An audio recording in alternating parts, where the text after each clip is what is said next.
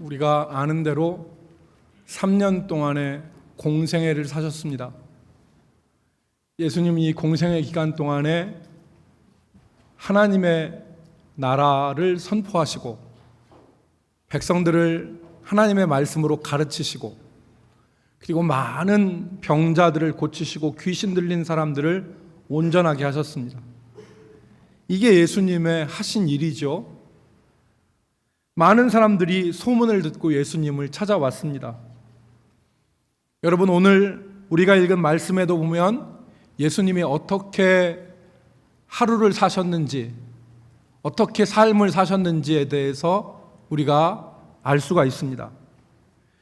21절을 읽지 않았지만 21절 이하의 말씀을 보면 예수님이 가버나움이라고 하는 곳에 가셨어요.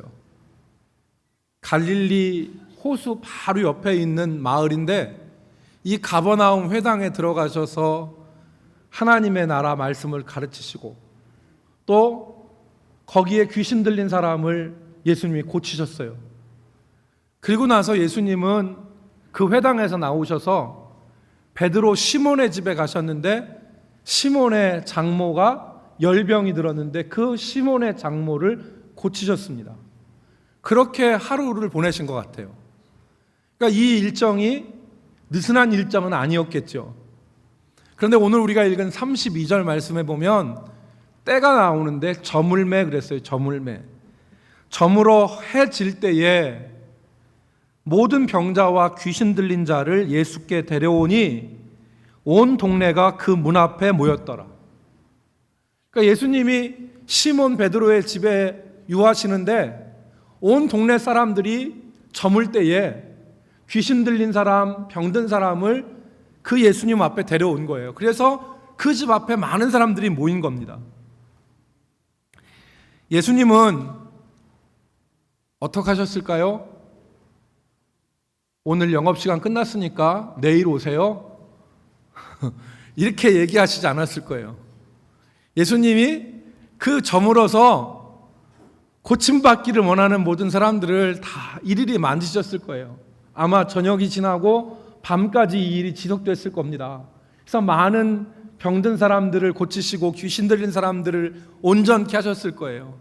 그렇게 하루의 일과를 보내셨고 고단한 하루를 마치셨겠죠. 예수님은 결코 한가한 삶을 산 분이 아닙니다. 저는 그렇게 추측해요.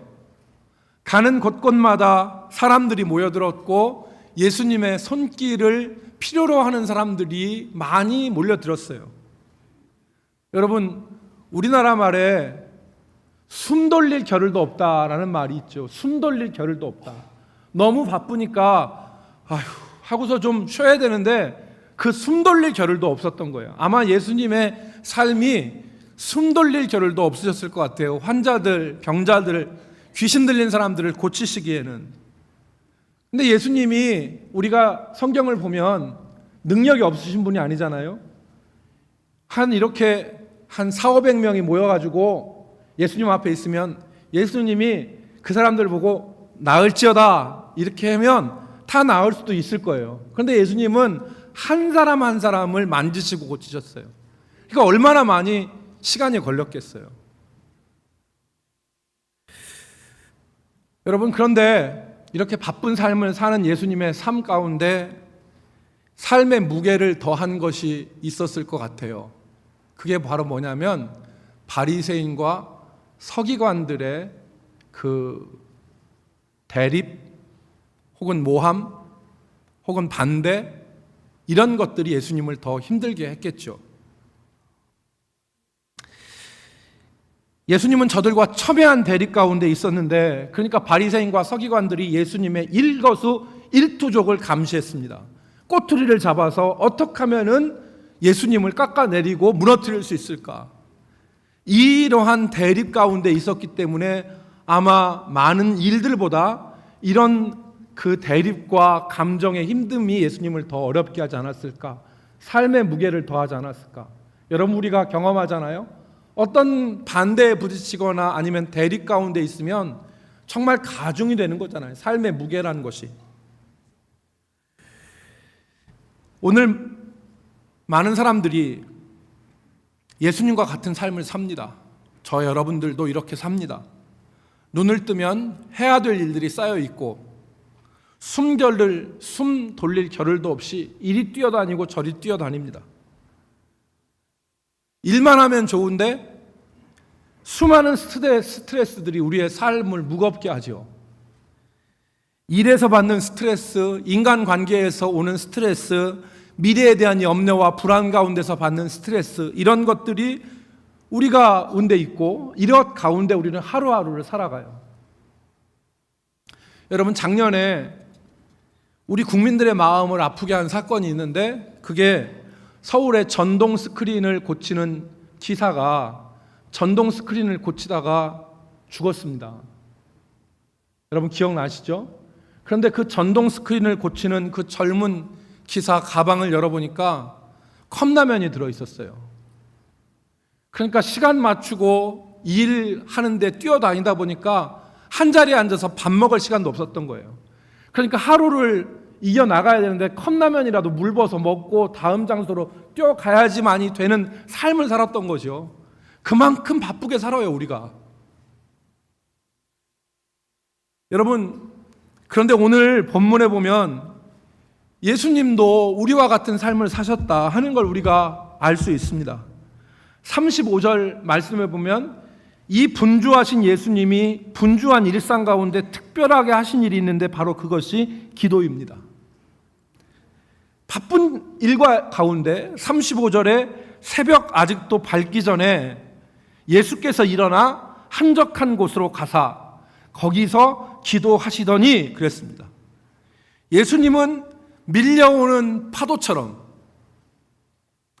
다시 사람들을 만나고 해야 될 일들을 마주하기 직전에 새벽에 아직 날이 밝기 전에 시몬 베드로의 집에서 나와서 한적한 곳으로 가셨습니다. 그리고 거기서 기도하셨어요. 여러분, 이게 꼭 새벽이, 우리는 이 본을 따라서 교회가 새벽 기도회를 하는데 새벽이 꼭 새벽만이 아니죠.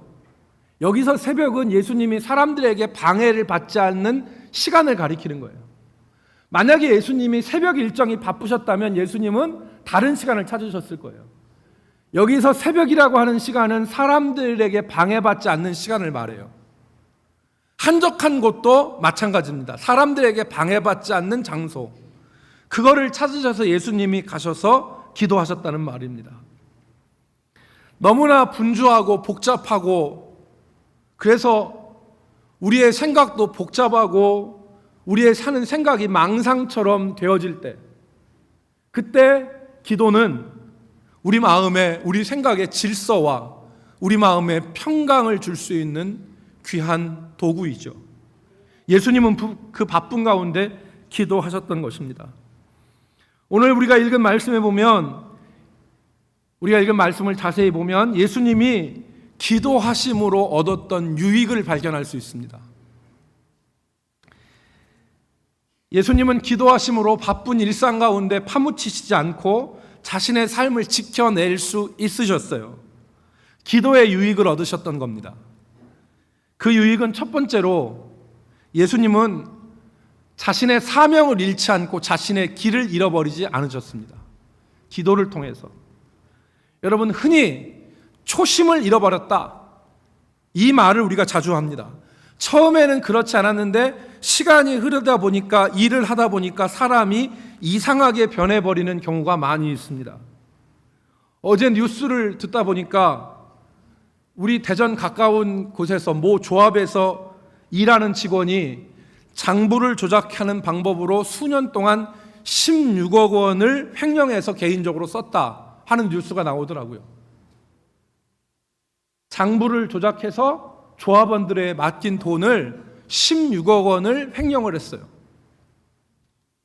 어딘지 아시죠? 모르세요? 가까운 데입니다, 여기. 그러니까 여기가 아니라 저 금산이에요, 금산. 예, 금산에서 있었어요. 그 직원이 처음에 직장에 들어갈 때 내가 이장 가서 한번 해먹고 나와야겠다, 내 이 장에서 한번 단단히 해먹어야 되겠다, 이 마음 가지고 입사했겠습니까? 나를 뽑아준 이 직장을 위해서 내가 열심히 한번 일해보고 조합원들을 위해서 열심히 한번 일해보겠다, 이 마음 갖고 일했을 거 아니에요. 그런데 시간이 흐르다 보니까 생각이 바뀐 거고 자기의 가야 될 길을 잃어버린 것입니다. 여러분, 예수님이라고 왜 이런 유혹이 없었겠습니까? 인간적인 측면에서 예수님을 보면 예수님도 피곤하죠. 사람들은 몰려드니까 사람 얼굴을 보면 겁났을 수도 있어요. 또 오네, 또 왔네, 이 생각을 할 수 있고, 예수님도 사람들이 고쳐주고 막 박수치고 와 대단하시다, 정말 훌륭하시다 막 이렇게 띄워주면 예수님도 그것을 좀 누리고 대접받고 싶은 생각이 예수님께 왜 없었겠어요? 충분히 그럴 수 있죠. 그런데 오늘 그 단적인 사건이 37절에 나와 있는데, 37절에 보니까 새벽에 기도하는 예수님을 시몬 베드로와 다른 제자들이 찾아와서 하는 말이, 모든 사람들이 주를 찾습니다. 어제 귀신을 내어 쫓아준 사람들이 감사함으로 왔을 수 있고, 병자들이 왔을 수 있고, 오늘 그 소문을 듣고 예수님께 한껏 기대하고 다른 사람이 왔을 수도 있겠죠. 그 사람들이 주를 찾습니다. 그랬더니 예수님이 38절에 말씀을 하셨습니다. 뭐라고 말씀을 하셨는지 여러분 한번 같이 읽어볼까요? 이르시되, 시작. 이르시되 우리가 다른 가까운 마을들로 가자. 거기서도 전도하리니 내가 이를 위하여 왔노라. 아멘. 예수님 사람들이 찾는다고 하는데 그 사람들한테 가지 않으셨어요. 다른 마을로 가자는 거예요. 다른 마을로 가서 전도하자. 내가 이를 위하여서 왔노라. 예수님 무엇을 잃어버리지 않으신 겁니까? 사명을 잃어버리지 않으신 거예요. 자신의 가야 될 길을 놓치지 않은 것입니다.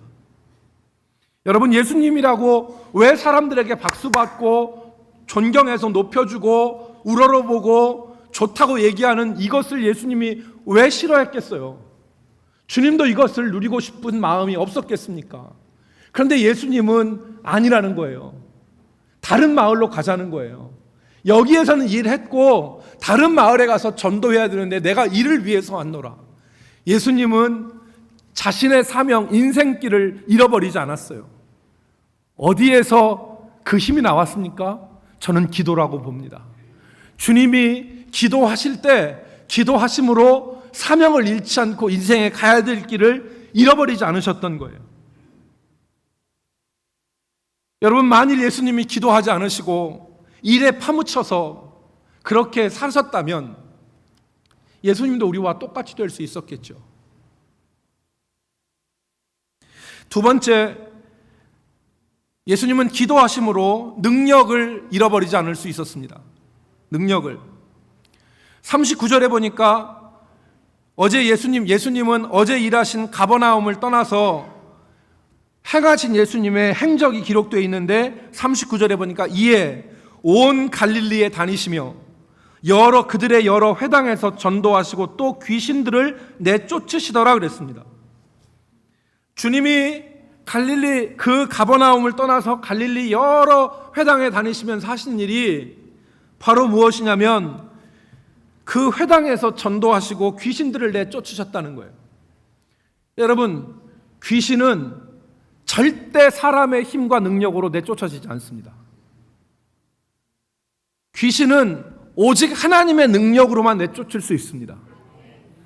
그런데 예수님이 갈릴리 가는 곳곳마다 귀신을 내쫓으셨다는 말은 예수님이 하나님이 주신 능력을 유지하셨다는 거죠. 잃어버리지 않으셨다는 거예요. 목사님, 예수님은 하나님 아니에요? 그러니까 하나님의 능력이 본래부터 잠재해 있고 갖춰진 분 아니에요? 여러분, 성경을 읽으면 그렇지 않습니다. 예수님은 오직 하나님이 주신 능력과 하나님이 주신 힘으로 하나님의 뜻을 이 땅에서 행하셨어요. 그게 성경이잖아요. 그러니까 하나님이 주시는 힘을 얻기 위해서 기도하시고 하나님이 주신 힘과 능력과 뜻을 얻기 위해서 주님이 날마다 기도하신 거 아니에요. 그러니까 오늘 기도를 통해서 예수님은 무엇을 잃어버리지 않으셨다? 능력을 잃어버리지 않으셨다. 능력을 잃어버리지 않으셨다. 사랑하는 성도 여러분, 우리는 주님과 같이 바쁜 일상과 그리고 수많은 스트레스 가운데 살아갑니다. 삶을 짓누르는 스트레스와 그리고 우리를 정신없게 만드는 수많은 일들 가운데 우리가 하루하루를 살아가는데, 주님은 그 가운데 기도하셨고 기도하는 가운데 흐트러지지 않는, 그리고 능력을 잃지 않는 삶을 사실 수가 있었습니다. 저와 여러분이 오늘 주님 닮기를 원합니다. 우리 삶에도 이렇게 기도함으로 흐트러지지 않고 능력을 잃지 않는 역사가 있기를 주의 이름으로 축원합니다. 그러면 이제 마지막으로 기도하려면 우리가 어떻게 해야 되느냐? 기도하려고 하는 마음이 우리 가운데 있고 기도하고 싶지만 많은 사람들이 기도하지 못합니다. 주님을 믿고 교회를 다니지만 교회를 나가서 일상생활을 하면 말씀도 보지 못하고 기도도 하지 못하고 그냥 살아가는 경우가 너무나 많죠. 많은 교인들이 그렇게 삽니다. 그런데 어떻게 우리가 기도할 수 있느냐? 기도하기 위해서 준비해야 될 것이 세 가지를 우리가 함께 나누겠습니다. 그 세 가지를 우리가 갖추면 우리가 기도할 수 있습니다. 첫 번째는 오직 하나님만 바라보고 의지하는 마음이 필요합니다. 주님이 기도하실 때 오직 아버지 하나님만 바라봤어요. 오직 하나님께서 주시는 힘, 그것만이 세상을 이길 수 있다고 주님께서 믿고 기도의 자리로 나가신 거예요.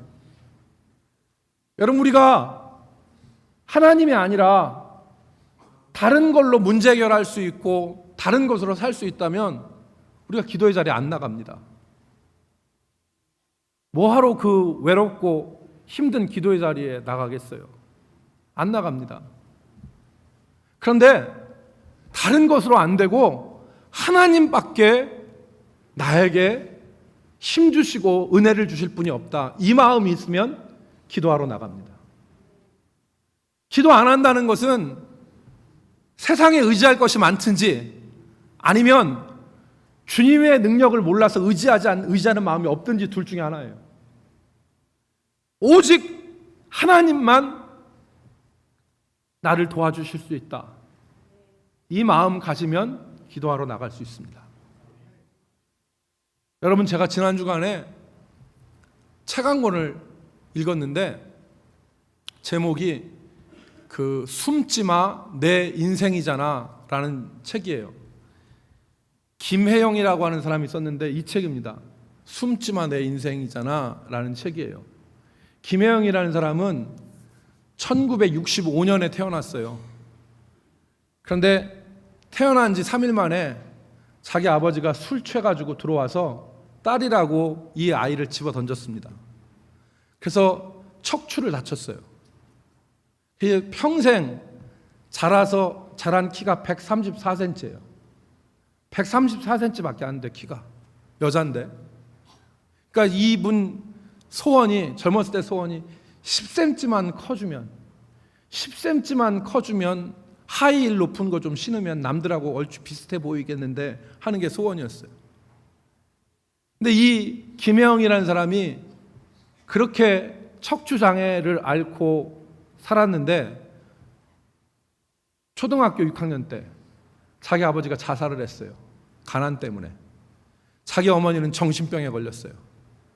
그래서 자기를 구박하고 욕하고 때리고, 그게 도저히 못 견뎌서 김혜영이라는 사람이 초등학교 졸업하고 가출을 합니다.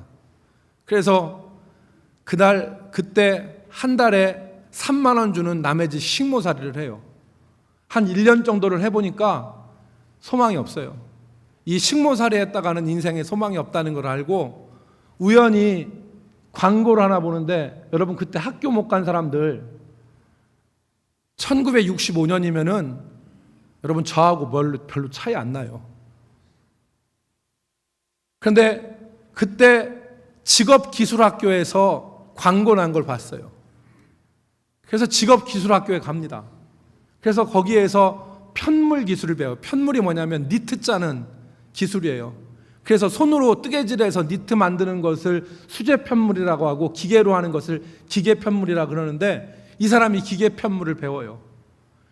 거기서 선생님들이, 그때 서울 남부 직업기술학교인가라는데 선생님들이 다 예수 믿는 분들이어서 이 쪼만하고 이 장애를 앓는 이 그 혜영이라고 하는 학생을 불쌍히 여겨서 도와주고, 우리 혜영이는 하나님을 꼭 믿어야 되는데 우리 혜영이가 하나님을 믿었으면 참 좋겠는데 이렇게 전도를 해요.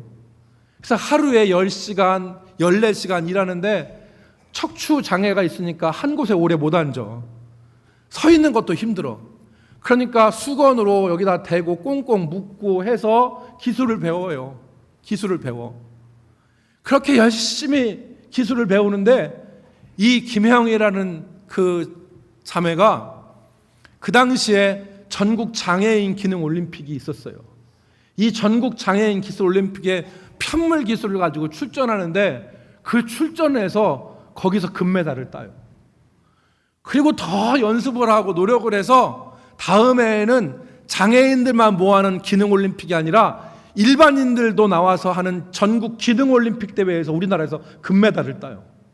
지독하게 했죠. 그래서 금메달을 따요. 그리고 다음에는 세계 기능 올림픽 나가가지고 금메달을 따요. 그래서 이 사람이 정말 자기 분야에 키는 134cm지만 그런데 정말 이 사람이 세계적인 기능인이 됐어요. 그런데 왜 이렇게 힘을 얻었느냐? 선생님들이 전도했잖아요. 혜영이는 하나님을 믿어야 되는데 하나님을 믿었으면 좋겠는데 이렇게 전도를 하니까 이 혜영이가 기숙사 앞에 있는 조그마한 교회에 나가요. 교회 나가서 정말 다른 사람이 일반인도 일하려면 힘드는데 척추장애를 가지니까 너무 힘드니까 일이 끝나고 나서 어떻게 하냐면 교회 가요.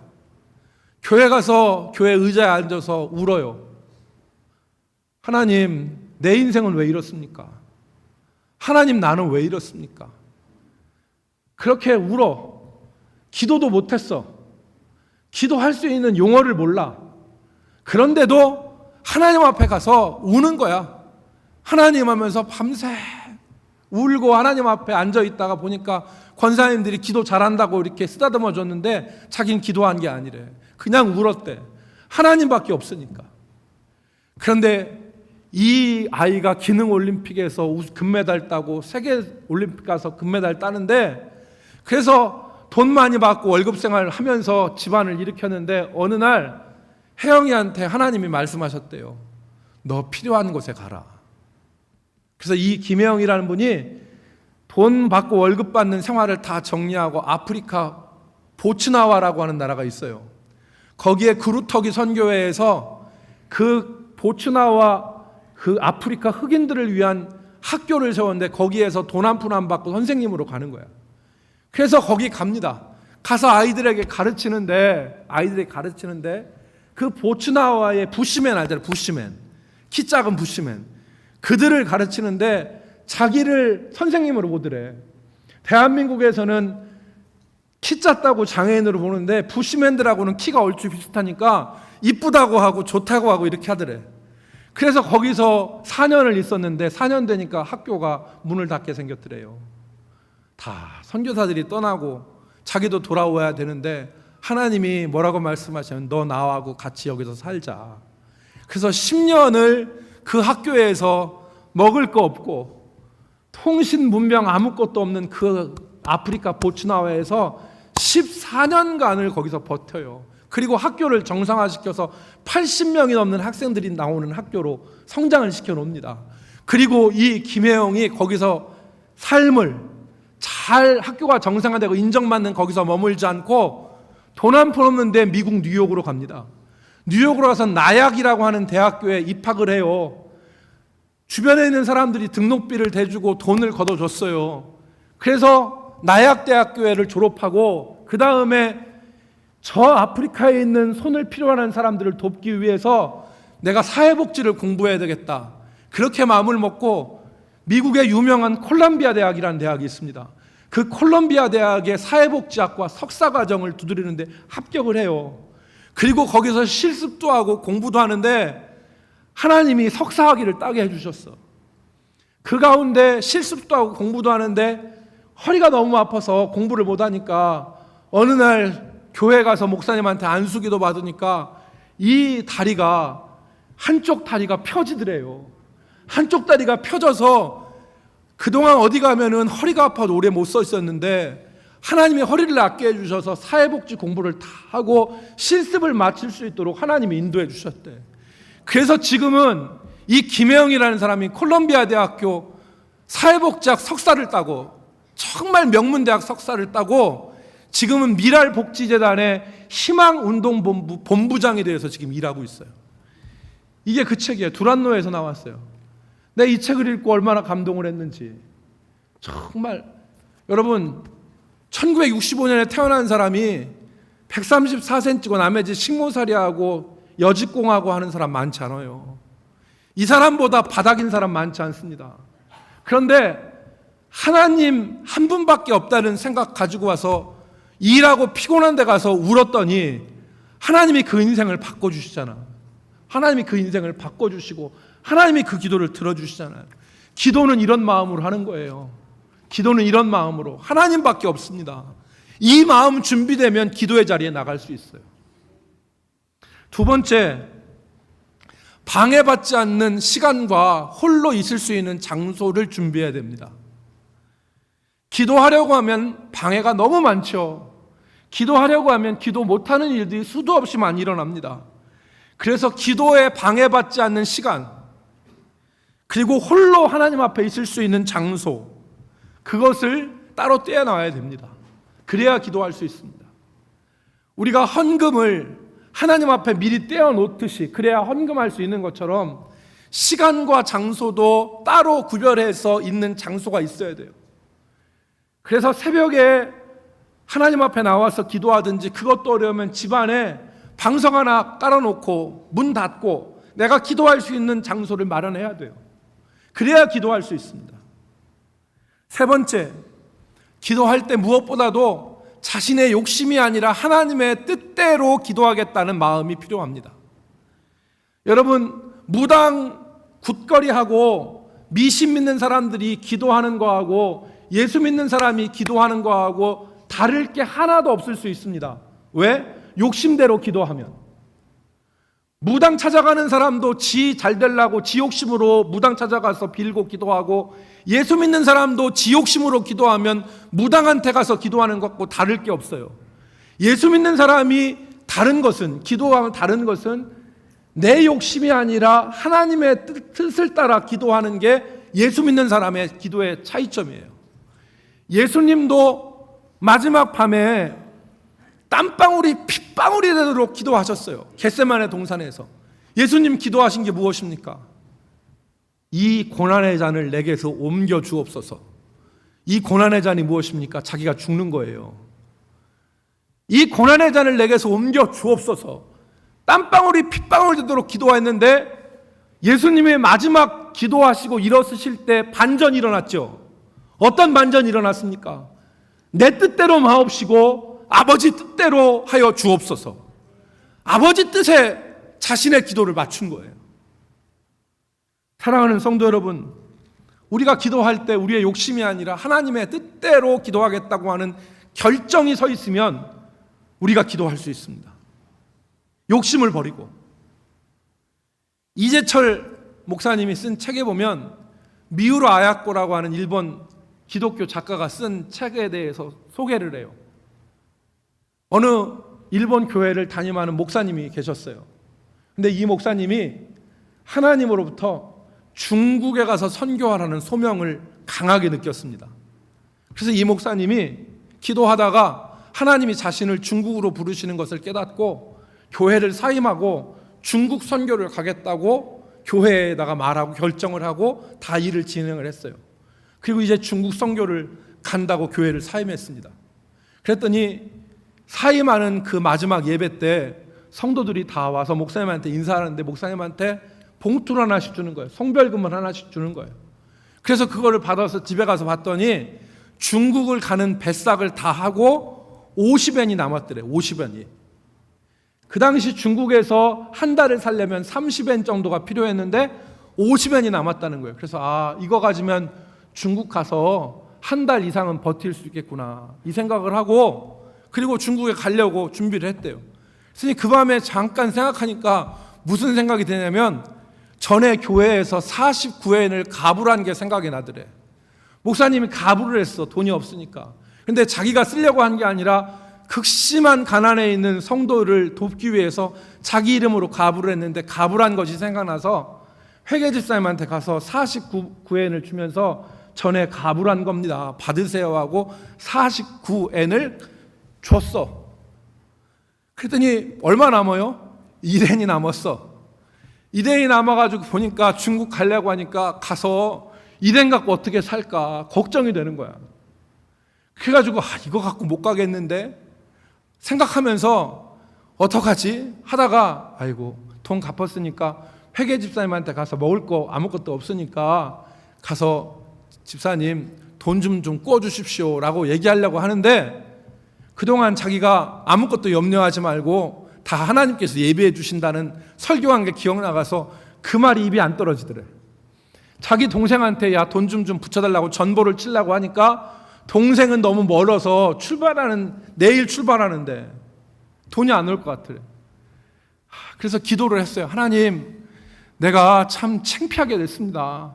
내가 이거 지금 중국 간다고 하다가 1엔밖에 없어서 중국 못 간다고 하면 이거 어떡합니까? 이거 참 창피하게 되는데 하나님 어떡할까요? 기도를 하는데 자기의 기도에 힘이 없더래. 왜 이렇게 힘이 없지? 기도하는데. 그랬더니 하나님이 마음을 주셨는데, 네 체면과 네 얼굴 위해서 기도하지 말고 하나님 뜻이 무엇인지를 헤아려서 기도해라. 그 마음을 주셔서 이 사람이 기도를 바꿨어요. 하나님이 나를 보내시는데 1엔밖에 없어도 내가 가서 굶어도 내가 하나님 뜻이라면 가겠습니다. 만약에 하나님 뜻이 아니면 막아주세요. 그렇게 기도를 하고 이 양반이 잠을 잤어. 그래서 기도 끝머리에 뭐라고 했냐면, 하나님, 만약에 하나님 뜻이 아니라면, 하나님 영광 가린 일이라면 내일 아침에 내가 아프든지 내일 아침에 우리 어머니가 편찮으셔서 내가 못 가게 해주세요. 그렇게 기도하고 아침에 일어났더니 팔다리를 보니까 하나도 안 아파. 그리고 어머니한테 연락을 해보니까 어머니도 안 편찮으시대. 그래서 하나님 가겠습니다 하고서 이 사람이 출발하려고 항해 나가서 배를 탔어. 그런데 배를 탔는데 교인들이 나왔어. 그래서 전에 자기한테 성별금을 못 준 사람들이 봉투를 주더래요. 그래서 그거를 받아보니까 그 안에 다 합해보니까 30엔이야. 30엔. 그리고서 그때 당시에 배편이 직항이 없으니까 시모노세끼를 들려야 되는데, 시모노세끼에 들렸더니 자기 지인들이 나와서 중국 잘 가라고 해서 지인들이 송별금을 줬는데 그게 15엔이더래. 그리고 큐슈에 가서 배를 한번 갈아타기 위해서 큐슈에 갔더니 큐슈에도 아는 사람들이 나와서 자기한테 두 사람이 나와서 봉투를 줬는데 2엔씩 더하니까 4엔이더래. 그래서 30엔, 15엔, 4엔을 더하니까 몇 엔이에요? 49엔이더래. 그래서 하나님이 무릎을 치면서 하나님 앞에 맡기고 기도하니까 이렇게 길을 열어주시는구나 확신하고 이 양반이 중국 선교를 했다는 얘기가 미우로 아야코의 책에 나온다는 얘기를 이재철 목사님이 하더라고요. 사랑하는 성도 여러분, 우리는 바쁜 일상 속에 삽니다. 이리 뛰고 저리 뛰고 분주한 일상 속에 사는데, 그래서 우리는 정말 복잡한 가운데 우리의 생각이 망상처럼 흐트러지는 그런 가운데 살고 있는데, 오늘 우리가 길을 잃지 않고 인생의 길을 잃지 않고 우리의 능력을 잃지 않고 살 수 있는 길은 기도로 하나님 앞에 나가는 밖에 없습니다. 우리가 기도할 수 있기를 소망하고 기도하여 하나님 우리를 부르신 그 본질적인 사명을 잃지 않고 우리의 인생길을 잃지 않고 살기를 소망하는데, 여러분 세 가지를 준비하고 하나님 앞에 나가십시오. 첫 번째로는 오늘 제가 말씀드린 대로 하나님의 뜻대로 내가 기도하겠다는 마음을 잡수시고 시간과 공간을 확보하시고, 그리고 하나님밖에 나를 살려주실 분이 없다는 간절함을 가지고 기도로 나가시면 여러분이 주님이 얻으신 능력과 같은 능력을 얻고 우리 삶에 다시금 주의 은혜가 꽃필 것을 확신을 합니다. 이 은혜가 우리 모든 성도들에게 있기를 주의 이름으로 축복합니다. 아버지 하나님, 주님이 분주하시고 그리고 고단하신 가운데도 기도로 나아가 길을 잃지 않고 사명을 잃지 않고 능력을 잃지 않은 것을 우리가 보았습니다. 우리들도 이리저리 뛰어다니고 애달픈 삶 가운데서 능력 잃지 않고 사명 잃지 않고 길을 잃어버리지 않게 도와주시고 하나님 앞에 기도함으로 하나님과 교통하며 하나님의 능력을 덧입게 하여 주옵소서. 예수님의 이름으로 기도 올리옵나이다.